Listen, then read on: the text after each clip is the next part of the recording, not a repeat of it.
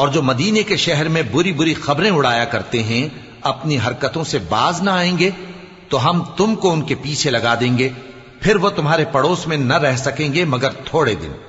وہ بھی پھٹکارے ہوئے، جہاں پائے گئے پکڑے گئے اور جان سے مار ڈالے گئے۔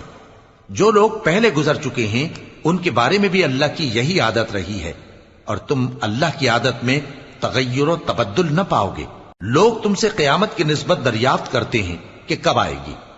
کہہ دو کہ اس کا علم اللہ ہی کو ہے، اور تمہیں کیا پتا، ہو سکتا ہے قیامت قریب ہی آ گئی ہو۔ بے شک اللہ نے کافروں پر لعنت کی ہے اور ان کے لیے جہنم کی آگ تیار کر رکھی ہے،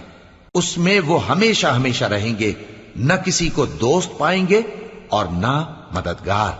جس دن ان کے چہرے آگ میں الٹ پلٹ کیے جائیں گے تو کہیں گے اے کاش ہم اللہ کی فرما برداری کرتے اور رسول صلی اللہ